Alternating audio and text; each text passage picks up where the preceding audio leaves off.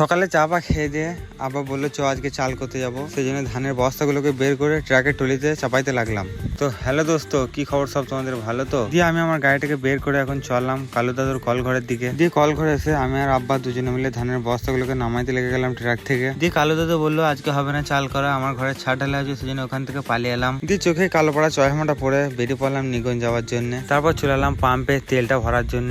সেই অ্যাক্সিডেন্ট হওয়ার আগে যে তেল ভরা ছিল, এতদিন চালাইলাম, এবার তো তেলটা ভরতে হবে নাকি। দিয়ে ফোনটা বার করে এখানে ভিডিও করছি, আর কাকা এখন বলছে যে ভিডিও করা হবে না, ভিডিও করা পারমিশন নাই। তাহলে আমার হিসাব মতো তাহলে ফোন পে তো পয়সাও পে করা হবে না। তখন আর কিছু বলছে না, চুপ হয়ে গেছি। দিয়ে তেলটা ভরে বেরিয়ে এলাম পাম্পে থেকে। আর এদিকে নিগন ঢুকতে দেখছি কিরকম ভিড় দেখো মানুষের, সব দুয়ারে সরকার বসে সব প্রকল্প নিতে ব্যস্ত।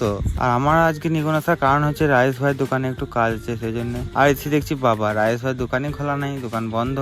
দিয়ে চলে এলাম আমরা এখন পরোটা খেতে। আর এই ভাইগুলোকে দেখছো, এই ভাইগুলো আজকে নিগুন এসেছে বাইক মডিফাই করার জন্য। আর এসে দেখছি আমার সাথে দেখা হয়ে গেছে। আমাকে বলছে আমি তো ভাবতে পারিনি ভাই তোমার সাথে দেখা হয়ে যাবে। যাক, শুনে আমারও খুব ভালো লাগলো। আর এই দেখো, এটা হচ্ছে মইদুল ভাই। তোমরা যারা আমাকে বারবার মেসেজ করে জিজ্ঞাসা করছিলে ভাই জায়গাটা কোথায়, জায়গাটা কোথায়, গ্যারেজটার নাম কি, তো এই লাও দেখে লাও তোমরা। গ্যারেজটার নাম হচ্ছে মইদুল অটোমোবাইল শপ। এখানে ফোন নাম্বার নাম সব দেওয়া আছে, তোমরা ফোন করে এবারে জ্বালাও। দিয়ে নিগন থেকে বেরিয়ে এসে আমার বন্ধুকে নামাইতে এসেছি বন্ধুদের বাড়ি। আর আমার এই ছোট্ট ছোট্ট সব ফলোয়ার গুলো আমাকে বলছে সাবির ভাই দাঁড়াও।